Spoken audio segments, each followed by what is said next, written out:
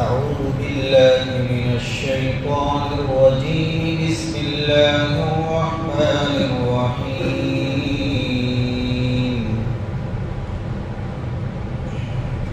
وقال إني ذاهب إلى ربي سيهدين. رب هب لي من الصالحين. فبشرناه بغلام حليم. فلما بلغ معه السعي قال يا بني إني أرى في المنام أني أذبحك فانظر ماذا ترى. قال يا أبت افعل ما تؤمر ستجدني إن شاء الله من الصابرين. فلما أسلما وتله للجبين وناديناه أن يا إبراهيم قد صدقت الرؤيا إنا كذلك نجزي المحسنين. إن هذا لهو البلاء المبين. وفديناه بذبح عظيم وتركنا عليه في الآخرين. سلام على إبراهيم كذلك نجزي المحسنين. إنه من عبادنا المؤمنين.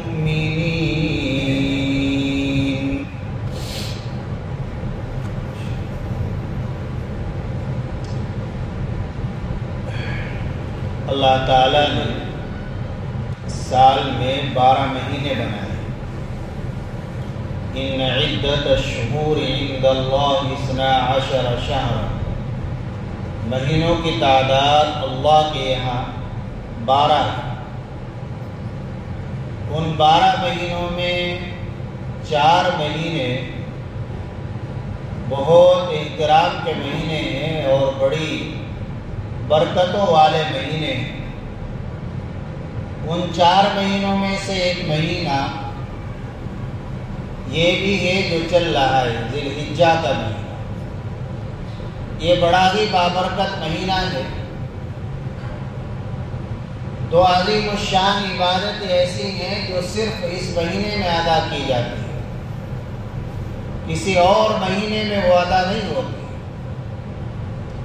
ایک حج جو عظیم الشان عبادت ہے، اسلام کا اہم ترین رکن ہے. جن 5 چیزوں پر اسلام کی بنیاد ہے ان میں ایک حج بھی ہے. کل سے حجاج اکرام حج کے اعمال میں، حج کے ارکان میں مشغول ہو جائیں گے اور مینا کا سفر ان کا شروع ہو جائے گا. کتنے مبارک دن. انسان ان دنوں کے اندر اپنے ذہن کو ادھر ہی متوجہ رکھے کہ اللہ کے عاشق، اللہ کے محبوب اور مقبول بندے ایک عاشقانہ عبادت کے لیے ایک بڑے میدان میں جمع ہو رہے ہیں. پورے سال ایسا کوئی دن نہیں آتا، ایسا کوئی موسم نہیں آتا، اتنا مبارک وقت کوئی نہیں آتا. ان حجاج کا خیال رکھے، اللہ سے دعا مانگتا رہے، یا اللہ لاکھوں کا مجمع ان کی دعاؤں میں ہمارا حصہ نصیب ہو، اور ہمیں بھی یا اللہ وہاں کی مقبول حاضری اور مقبول حج نصیب ہو. جن پر حج فرض ہے وہ پہلی فرصت میں حج کریں، ورنہ اللہ کے نبی صلی اللہ علیہ وسلم نے سخت وعید بیان فرمائے ایسے شخص کے لیے کہ جو حج نہ کرے حج کے فرض ہونے کے باوجود. فرمایا ہمیں کوئی پرواہ نہیں، یہودی ہو کر مرے، نصرانی ہو کر مرے، کوئی پرواہ. تو حج جیسے عظیم الشان عبادت اسی مہینے میں آیا. عرفے کا دن جو ہوتا ہے، جس دن وقوف عرفہ ہوتا ہے، جمعرات کو ہے حج، جمعرات کو حج ہوگا۔ حضرت شیخ زکریا رحمۃ اللہ علیہ جب ہندوستان میں تشریف فرما ہوتے تو عصر کے بعد سے لے کر مغرب تک حضرت گوشے میں رہتے اور اللہ سے دعا کرتے رہتے، اللہ کی طرف متوجہ رہتے، خیال رہتا کہ یا اللہ تیرے عاشق تیرے سامنے جمع ہے، میدان عرفات میں جمع ہے، تو ایسے وقت میں انسان اللہ کے ذکر میں اور دعا میں تلاوت پہ مشغول رہے۔ دوسرے عظیم الشان عبادت جو صرف اسی مہینے میں ادا کی جاتی ہے اور اس کا وقت یہی مہینہ ہے، وہ ہے قربانی، اضحیہ۔ یہ بھی بڑے عظیم الشان عبادت ہے۔ حضرات صحابہ کرام رضی اللہ تعالی عنہم نے معلوم فرمایا، ما ہی الاضاحی یا رسول اللہ، اللہ کے رسول یہ قربانی کیا چیز ہے؟ نبی پاک صلی اللہ علیہ وسلم نے فرمایا، سنت ابیکم ابراہیم علیہ السلام، یہ تمہارے باپ ابراہیم علیہ السلام کی سنت ہے۔ صحابہ نے معلوم کیا کہ ہمارے لیے اس میں کیا ہے؟ فرمایا کہ جانور کے جسم پر جتنے بال ہوتے ہیں، ہر بال کے بدلے نیکی، ہر بال کے بدلے نیکی۔ کتنے بال ہوتے ہیں ان کو شمار نہیں کیا جا سکتا، بال ہونا ضروری نہیں، بالوں کی جگہ تو ہے، بالوں کی کیلیں ہوتی ہے، بے شمار ہے، نہیں آدمی گن سکتا۔ یعنی قربانی پر اللہ کی طرف سے بے شمار اجر و ثواب ہے۔ تو چونکہ یہ قربانی حضرت ابراہیم علیہ السلام اور حضرت اسماعیل علیہ السلام کی ایک یادگار ہے،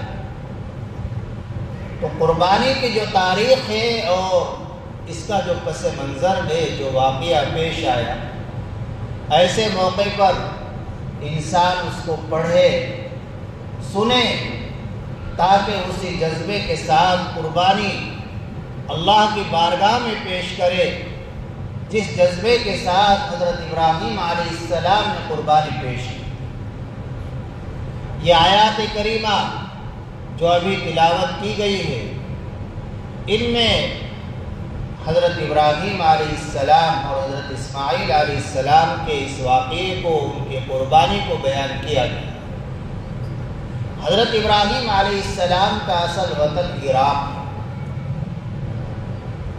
آپ عراق کے اندر لوگوں کو دعوت توحید دیتے رہے، اللہ کی طرف بلاتے رہے، لیکن جب اپنے قوم کی ظلم و زیادتی سے پریشان ہو گئے تو آپ نے ہجرت کا ارادہ فرمایا اور آپ ملک شام سے ہجرت فرما کر، آپ عراق سے ہجرت فرما کر ملک شام تشریف لے گئے۔ ملک شام کا ایک شہر ہے حران، مفسرین نے لکھا ہے پہلے وہاں تشریف لے گئے، پھر مشہور و معروف شہر حلب وہاں تشریف لے گئے، پھر وہاں سے یروشلم تشریف لے گئے جہاں بیت المقدس ہے۔ یہ فلسطین، غزہ اس وقت ملک شام ہی کا جز ہے۔ اور پھر وہاں سے آپ ایک بستی میں مصر میں تشریف لے گئے۔ بخاری شریف میں واقعہ ہے تفصیل سے، وہاں قریہ کا لفظ ہے لیکن شراح نے لکھا ہے کہ مصر آپ تشریف لے گئے۔ مصر میں اس وقت جو بادشاہ تھا وہ بڑا ظالم بادشاہ تھا، جبار من الجبابرہ، انتہائی ظالم بادشاہ۔ اس بادشاہ کا حال یہ تھا کہ اگر کوئی اس کی بستی سے، اس کے شہر سے اپنی بیوی کے ساتھ گزرتا اور وہ عورت خوبصورت ہوتی تو اس عورت کو اپنے پاس رکھ لیتا اور شوہر کو قتل کرا دیتا، اور اگر بھائی ساتھ میں ہوتا تو پھر مرد کو قتل نہیں کراتا۔ چنانچہ حضرت سارہ جو حضرت ابراہیم علیہ السلام کی پہلی بیوی ہے، حدیث پاک میں ہے بخاری شریف میں، ہی من احسن النساء، وہ بھی اپنے وقت کی انتہائی خوبصورت عورت تھی۔ بادشاہ کے کارندے حضرت ابراہیم علیہ السلام کے پاس آئے اور معلوم کیا کہ یہ کون ہے، تو حضرت ابراہیم علیہ السلام نے فرما دیا ہذہ اختی، یہ میری بہن ہے۔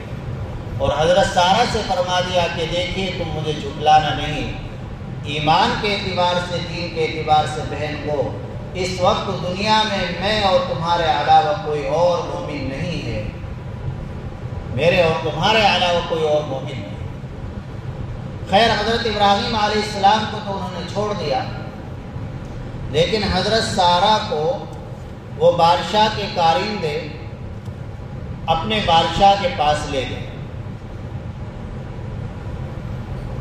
اور بادشاہ نے جب حضرت سارہ کو دیکھا اور ان کی خوبصورتی اور جمال کو دیکھا تو بری نیت سے بادشاہ حضرت سارہ کی طرف کھڑا، سارہ کی طرف ہاتھ بڑھایا۔ فقامت توضؤ وتصلی، حضرت سارہ اٹھی، کھڑی ہوئی، وضو کیا، نماز پڑھی اور اللہ سے دعا کی، اللہم ان كنت آمنت بك وبرسولك واحسنت فرجي، اللهم ان كنت آمنت بك وبرسولك واحسنت فرجي الا على زوجي فلا تسلط على الكافر۔ اے اللہ تجھے معلوم ہے کہ میں تیرے اوپر ایمان لاتی ہوں، تیرے رسول پر ایمان رکھتی ہوں، اور میں ایک پاک دامن خاتون ہوں، میں نے اپنی شرمگاہ کی حفاظت کی، میرے شرم و شوہر کے علاوہ کسی اور نے مجھے چھوا نہیں، یا اللہ اس کافر کو میرے اوپر مسلط مت فرما، اس کافر سے میری حفاظت فرما۔ اس میں عبرت کے سبق ہے ہمارے لیے، ہماری بچیوں کے لیے، ماں اور بہنوں کے لیے، کہ آج ہم ذرا سے لالچ میں اور ذرا سی تکلیف کی وجہ سے پھسل جاتے ہیں اور بڑے سے بڑا گناہ کرنے کے لیے تیار ہو جاتے ہیں۔ دیکھیے حضرت سارہ کو ایک بادشاہ کے سامنے ہے، بادشاہ، لیکن اس بادشاہ کی بھی ہمت نہیں ہوئی کہ حضرت سارہ کی پاک دامنی پر داغ لگا سکے۔ چنانچہ حضرت سارہ نے اللہ کی طرف رجوع کیا، اللہ کی مدد آئی، اور وہ بادشاہ گشی کھا کر زمین پر گر گیا اور ہاتھ اور پیر زمین پر مار رہا ہے، ایسا معلوم ہوتا تھا کہ ابھی اس کے سانس نکل جائے۔ آج ہماری بچیاں، ہماری بہنیں، اللہ ان کی حفاظت فرمائے، اگر ایسا موقع ہو جائے تو اللہ کی طرف رجوع کرے، اللہ سے عفت و پاک دامنی مانگے، اپنا ارادہ بھی پختہ ہو کہ میں اپنی عزت کو، اپنی پاک دامنی کو، اپنے خاندان اور گھر کی عزت کو داغدار نہیں ہونے دوں گی، اللہ کی طرف رجوع کرے تو اللہ کی مدد آئے۔ حضرت سارہ کے ساتھ اللہ کی مدد آئی، بادشاہ زمین پر گر گیا۔ آج بھی وہی اللہ ہے، آج بھی اللہ کی وہی طاقت ہے جو اس وقت تھی، آج بھی اللہ حفاظت فرمائیں گے جس وقت طرح اس وقت حفاظت فرمائیں گے۔ اب حضرت سارہ کو خیال آیا کہ اگر یہ خبیث ملعون مر گیا تو اس کا الزام میرے اوپر عائد ہوگا، تو اور پریشانی کھڑی ہو جائے گی۔ پھر اللہ سے دعا کی، یا اللہ اسے صحیح کر دے، ٹھیک کر دے۔ چنانچہ وہ تو اللہ کی ایک مقبول بندی تھی، تو اللہ تعالیٰ نے ان کی دعا کو قبول فرمایا اور ٹھیک ہو گیا۔ ٹھیک ہوتے ہی اس خبیث نے پھر بری نیت سے حضرت سارہ کی طرف ہاتھ بڑھایا، پھر وہی معاملہ پیش آیا، گشی کھا کر زمین پر گر گیا۔ پھر ٹھیک ہوا۔ حدیث شریف میں اللہ کے نبی صلی اللہ علیہ وسلم نے سنایا کہ اس خبیث بادشاہ نے، اس ظالم و جابر بادشاہ نے 3 مرتبہ اسی طرح کیا، 3 مرتبہ، تینوں مرتبہ گشی کھا کر زمین پر گرتا رہا۔ اب بادشاہ سمجھ گیا کہ یہ کوئی عام عورت نہیں ہے، بلکہ یہ تو بڑی ہی کرامتوں والے عورت ہے، بڑی ہی بابرکت عورت معلوم ہوتی ہے۔ بڑی ہی پاکدامن اور بڑی ہی عزت دار خاتون ہے، تو دل کے اندر عظمت عقیدت پیدا ہو گئی اور خیال پیدا ہوا کہ ایسی باعزت باکرامت پاک دامن خاتون کے پاس ہماری اولاد رہے تاکہ اس کے اندر بھی اچھے اوصاف آئے۔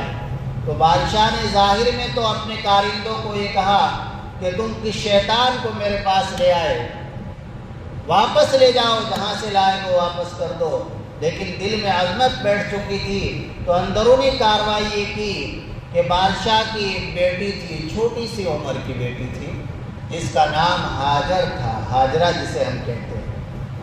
وہ شہزادی بادشاہ نے وہ بیٹی اپنی خدمت کے لیے حضرت سارہ کو دی،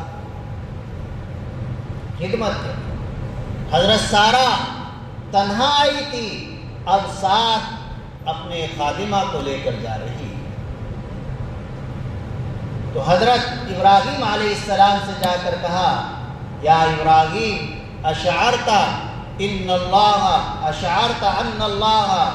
کبت الکافر واخدم ولیدا، آپ دیکھیے اللہ کی قدرت کہ اللہ نے کافر کو ذلیل و رسوا کر دیا، اور بعض روایت میں ہے کہ اللہ نے کافر کے مکر و فریب کو اسی پر لوٹا دیا، رد کید الکافر علی الکافر وفی روایت علی الفاجر، اللہ نے کافر کی مکاری کو، اس کی فریب کو اسی پر واپس کر دیا، اور اللہ نے خدمت کے لیے ایک بچی عطا فرمائی۔ تو یہ حضرت ہاجرہ اصل شہزادی تھی۔ بہرحال وہاں سے اب 3 آدمی واپس آ گئے، حضرت ابراہیم علیہ السلام، حضرت سارہ ان کی بیوی، اور ایک بچی جس کا نام ہاجرہ ہے۔ یروشلم واپس آ گئے، بیت المقدس جہاں ہے وہاں رہتے رہے۔ چند سال گزر گئے، حضرت سارہ کے دل میں بھی جانب اللہ خیال آیا۔ جب حضرت ابراہیم علیہ السلام عراق سے تشریف لے جا رہے تھے تو اس وقت اللہ سے دعا کی تھی اور عرض کیا تھا، قرآن بیان کر رہا ہے، وَقَالَ إِنِّي ذَاهِبٌ إِلَىٰ رَبِّي سَيَهْدِينِ رَبِّ هَبْ لِي مِنَ الصَّالِحِينَ، میں اپنے پروردگار کے پاس جا رہا ہوں، میرا پروردگار ہی مجھے صحیح جگہ لے جائے گا، میری رہنمائی کرے گا۔ اور اس وقت دعا کی، اے میرے پروردگار مجھے نیک صالح اولاد عطا فرما۔ اب دیکھیں اولاد کا اللہ نے کیسے انتظام کیا۔ دعا قبول ہو کر رہتی ہے، دیر سویر انسان مانگتا رہے، اللہ سے دعا کرتا رہے، رد نہیں جاتی، قبول ہوتی ہے۔ وقت لگ جاتا ہے، بعض مرتبہ کچھ مصلحت ہوتی ہے، حکمت ہوتی ہے، اللہ ہی جانتے ہیں، لیکن ایک نہ ایک دن اس کا اثر ضرور نظر آتا ہے۔ دعا کی تھی چلتے وقت، رب ہب لی من الصالحین، اب اللہ نے کیا انتظام کیا کہ بادشاہ کے یہاں بیوی گرفتار ہوئی اور وہاں سے پھر خدمت کے لیے ایک شہزادی ملی۔ اب اللہ نے حضرت سارہ کے دل میں خیال پیدا کیا کہ مجھے کافی عرصہ ہو گیا ہے حضرت ابراہیم علیہ السلام کے نکاح میں، اور ایسا لگتا ہے کہ میں تو بانجھ ہو چکی ہے، میرے اولاد نہیں ہے، اور میری جو یہ خاتمہ ہے جو در حقیقت شہزادی ہے، بادشاہ کی بیٹی تھی، جوان ہو چکی، تو میں اس کا نکاح ابراہیم سے کر دوں، ہو سکتا ہے اللہ تعالیٰ ان کو اولاد سے نواز دے۔ چنانچہ نکاح ہو گیا۔ اب دعا تھی وہ تو قبول ہو گئی۔ اللہ نے فرمایا فَبَشَّرْنَاهُ بِغُلَامٍ حَلِيمٍ، حضرت ابراہیم علیہ السلام دعا کر رہے ہیں، یا اللہ نیک صالح اولاد عطا فرما۔ اللہ سے نیک صالح اولاد مانگنی چاہیے، اگر نافرمان اولاد ہو، سرکش اولاد ہو اور بری اولاد ہو تو پھر وہ انسان کے لیے دنیا کے اعتبار سے بھی تباہی بن جاتی، آخرت کے اعتبار سے بھی تباہی بن جاتی۔ حدیث پاک کے اندر اللہ کے نبی صلی اللہ علیہ وسلم نے دعا، اللہم انی اسألک من صالح ما تؤتی الناس من الاہل والمال والولد غیر ضال ولا مضل، یا اللہ ایسے اولاد مانگتا ہوں جو نہ خود گمراہ ہو نہ گمراہ کرنے والے، ایسا مال جو گمراہی والا نہ، ایسے گھر والے جو گمراہی والے نہ خود گمراہ ہو نہ دوسروں کو گمراہی میں ڈالے۔ خیر شادی ہو گئی، نکاح ہو گیا، اللہ نے کچھ وقت کے بعد حضرت ابراہیم علیہ السلام کی اس دعا کو ظاہر فرمایا، جس کی اللہ نے خوشخبری سنائی تھی، فبشرناہ بغلام حلیم، ہم نے ان کو خوشخبری سنا دی ایک ایسے لڑکے کی جو بڑا بردبار ہوگا، بڑا تحمل کرنے والا ہوگا، بڑا صبر کرنے والا ہوگا۔ وہ تحمل کا، صبر کا ایسا واقعہ انجام دے گا کہ دنیا میں نہ اس سے پہلے کسی نے ایسے صبر و تحمل کا واقعہ انجام دیا ہے اور نہ اس کے بعد۔ یہ مطلب ہے غلام حلیم، ایک بچے کا تحمل، صبر۔ حضرت اسماعیل کی پیدائش ہو گئی، اب حضرت سارہ کو شرمندگی آنے لگی کہ میں اتنے سال تک ان کے نکاح میں رہی، میرے اولاد نہیں ہوئی، اور یہ جوان لڑکی ہے، اس کے یہاں اولاد ہو گئی۔ تو اب ظاہر میں آپس میں تھوڑی انبن سی رہنے لگی، تو اللہ کی طرف سے اب حضرت ابراہیم علیہ السلام کی ایک آزمائش آتی، اکلوتا بیٹا اتنی دعاؤں کے بعد حاصل ہوا، اللہ کی طرف سے حکم آیا کہ اپنی نئی بیوی کو اور اپنے بلکتے جگر اسماعیل کو لے کر ایسی جگہ چلے جاؤ، بواد غیر ذی زرع عند بیتک المحرم، مکہ مکرمہ چلے جاؤ اور ان کو بیت اللہ کے پاس چھوڑ کر آؤ۔ چنانچہ حضرت ابراہیم علیہ السلام اللہ کے اس فرمان کے مطابق اپنی بیوی حضرت ہاجرہ اور اپنے لختے جگر حضرت اسماعیل علیہ السلام کو لے کر مکہ مکرمہ کی طرف روانہ ہو گئے اور وہاں پہنچے جہاں بیت اللہ ہے۔ اس وقت بیت اللہ نہیں تھا، بیت اللہ کی تعمیر سب سے پہلے فرشتوں نے کی تھی، وہ تعمیر ختم ہو گئی، پھر حضرت آدم علیہ السلام نے تعمیر کی۔ حضرت آدم علیہ السلام کی تعمیر کے نام و نشان بھی ختم ہو گئے، تو طوفان نوح میں بس ایک ٹیلے کی شکل تھی، ایک ٹیلا سا تھا۔ پھر حضرت ابراہیم علیہ السلام نے تعمیر کی، تو کہ یہاں اس کے پاس چھوڑ کر آ جاؤ۔ دور دور تک، سینکڑوں میل تک کوئی درخت، کوئی انسان نظر نہیں آتا۔ ایسی جگہ نے قرآن نے خود کہا کہ واد غیر ذی زرع، ایسی وادی کہ جہاں کوئی کاشت نہیں ہوتی، کوئی چیز نہیں اگتی، کوئی درخت نہیں اگتا، کوئی گھاس نہیں ہوتی۔ واد غیر ذی، کیسی آزمائش، کیسا امتحان۔ حضرت ابراہیم علیہ السلام دونوں کو لے کر وہاں پہنچ گئے، ایک بشکیزہ پانی کا ان کے پاس رکھ دیا، ایک تھیلی کھجور کی، اور حضرت ابراہیم علیہ السلام وہاں سے روانہ۔ اور اب حضرت سارہ علیہ السلام، حضرت ہاجرہ علیہ السلام ایک نوجوان عورت گئے ایک چھوٹا سا بچہ میں، اور اسے جنگل میں چھوڑ کر جا رہے ہیں۔ تو حضرت ابراہیم علیہ السلام نے فرمایا کہ مجھے اللہ کا حکم ہوا نہیں کہ میں ایسا کروں اور تمہیں یہاں چھوڑ کر۔ اب دیکھیں حضرت ہاجرہ کا ایمان و یقین اللہ کی ذات پر۔ عرض کیا اذن لا یضیع ربنا، اگر آپ ایسا اپنے پروردگار کے حکم کی وجہ سے کر رہے ہیں تو ہمارا پروردگار ہمیں ضائع نہیں کرے گا۔ حضرت ابراہیم علیہ السلام نے بھی فرمایا تھا کہ میں جو کچھ کر رہا ہوں پروردگار کے حکم سے کر رہا ہوں، وہ تمہیں ضائع نہیں کرے گا، تمہاری حفاظت کرے گا۔ حضرت ہاجرہ کا ایمان و یقین اللہ کی ذات پر ایسا تھا، انہوں نے بھی کہا اذن لا یضیع ربنا، ہمارا پروردگار ہمیں ضائع نہیں کرے گا۔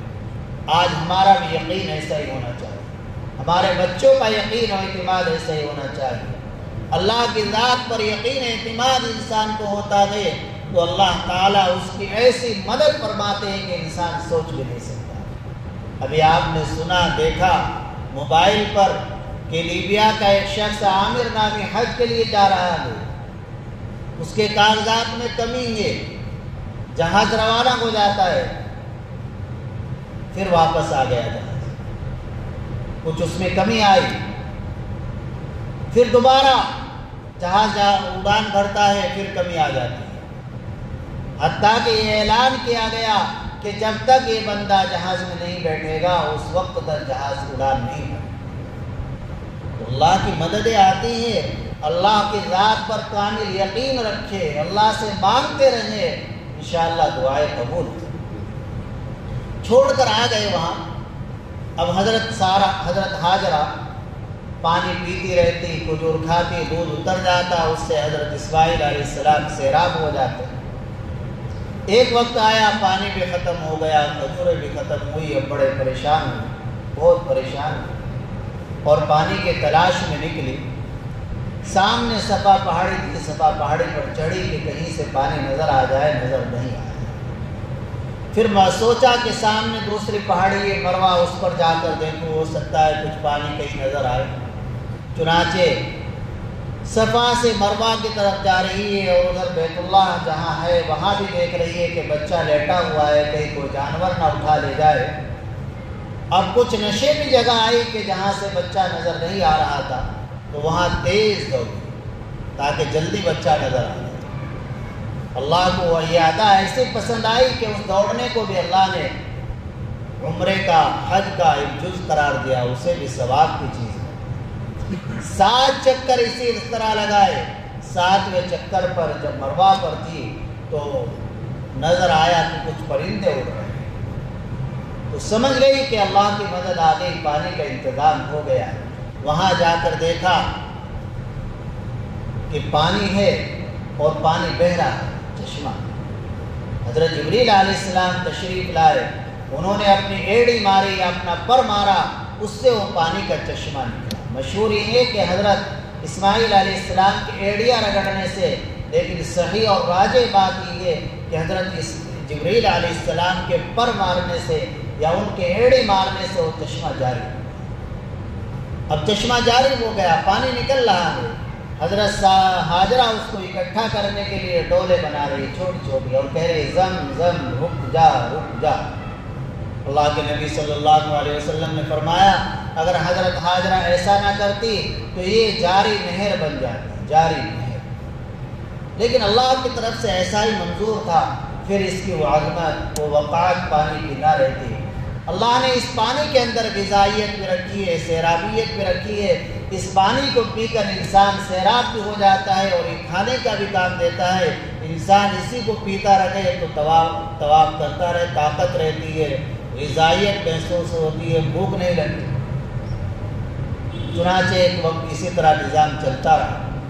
حضرت ابراہیم علیہ السلام ملک شام سے تشریف لاتے رہتے تھے۔ حافظ ابن حجر رحمۃ اللہ علیہ نے لکھا ہے کہ ہر مہینے ملک شام سے تشریف لاتے تھے، ہر مہینے۔ اب ملک شام میں اور مکہ مکرمہ میں تو ہزاروں میل کا فاصلہ ہے، تو اس وقت ہوائی جہاز تو تھے نہیں کہ صبح سے بیٹھے شام کو پہنچ گئے۔ اللہ کی طرف سے ان کو ایک ہوائی جہاز دیا گیا تھا، براق۔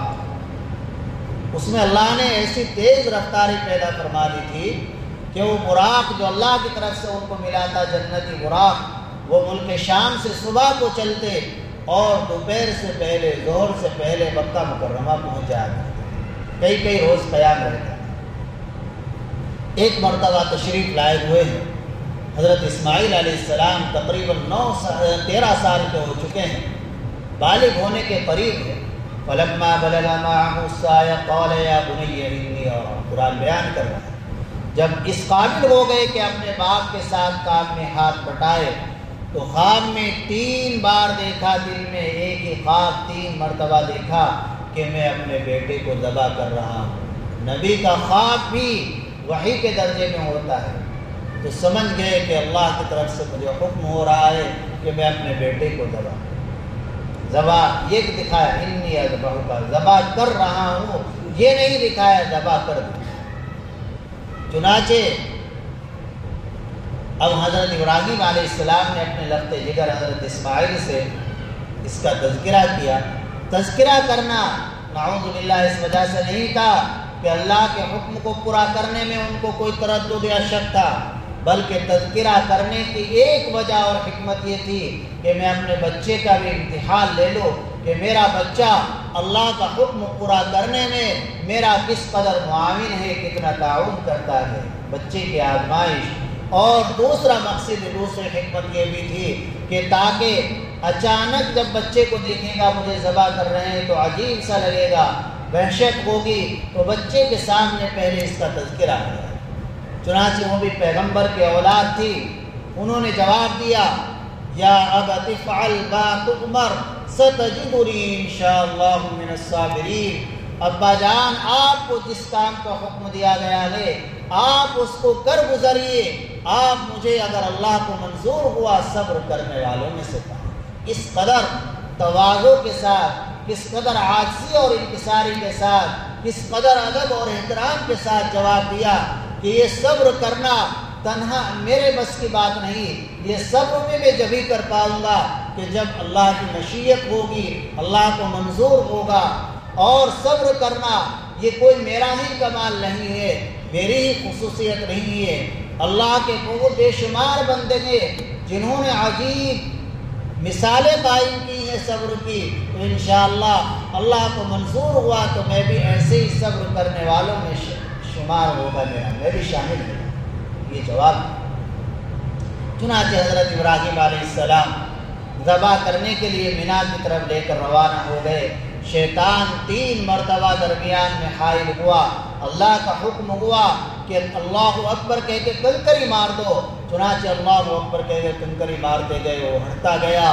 اللہ کو یہ ادا بھی ان کی پسند آئی، قیامت تک کے لیے حج کرنے والوں کے لیے اس کو واجب قرار دیا، جس کو رمی جمار کہتے ہیں۔ وہاں پہنچ گئے میدان ذبح میں، حضرت ابراہیم علیہ السلام نے اپنے بیٹے حضرت اسماعیل علیہ السلام کو لیٹایا۔ فلما اسلما وتلوا للجبین، دونوں کے دونوں اللہ کے حکم کو پورا کرنے کے لیے تیار ہو گئے۔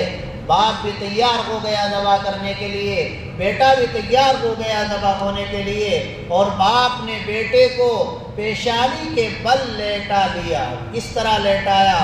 مفسرین نے لکھا ہے، بعض فرماتے ہیں کہ پیشانی کہتے ہیں اسے یہ 2 کنارے، کہ حضرت ابراہیم علیہ السلام نے اپنے بیٹے حضرت اسماعیل علیہ السلام کو کروٹ کے بل لیٹایا۔ حضرت حامد نبر اللہ مرقدہ نے یہی ترجمہ فرمایا کہ کروٹ کے بل لیٹا دیا۔